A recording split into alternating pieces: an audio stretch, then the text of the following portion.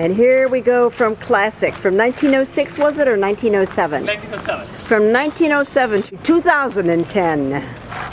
And that is our great driver, Desharat, who manages to avoid camels, carts, goats, sheep, cows, people.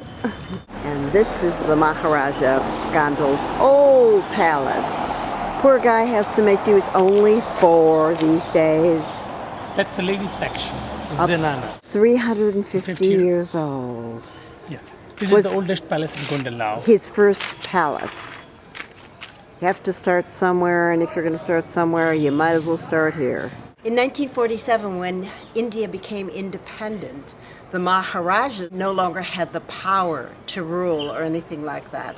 And this particular one, they had to give it to trusts or to give it to government or something like that. As Nero said, with a smiley face, but inside they were probably, oh, I have to give away my palace. Can you imagine giving away a palace like this? They were allowed to keep one palace as their private residence, and they were allowed to have 50 acres of land as their private. Only 50 acres? Only 50 acres. Oh, that is tough. But I know that they still get the same respect. Because yes. I've noticed if you're with a Maharaja in a Jeep, which we were years and years ago in Bikaner, yes, and they open up the gate and everybody salaamed as the Jeep approached down the road. Yes. It was something to see. Peacock is for male ego. Male ego? That's right. As proud as a peacock. Beautiful. That is the doorkeeper. I think for most of us non-Hindus, Ganesha, the elephant god, is the most commonly recognized. This is not the main living area. It was his office, or where he did work, or I don't know what you want to call it. Which one was the first Maharaja? He built this palace. And out there, all you common people, is the river. Hundreds of egrets. That's really what they refer to them as, kissing chairs? Kissing chairs. Ruling princes and chiefs. Presents. If you went to visit a Maharaja, of course you brought a present, silly you.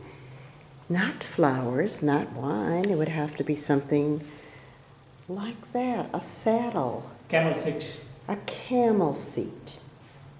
Bought a silver-covered elephant huda. Nero said this was the most important room. What would you call it, Nero? Durban Hall. Durban Hall. Once a week, the Maharaja would hold audience, and I imagine that's when you conducted business or asked for favors. Yeah. Said, Godfather, yeah. I need a favor. Hopefully you've read the story. I have, and knew what it was instantly. When a Maharaja became 50 years old, they would weigh him.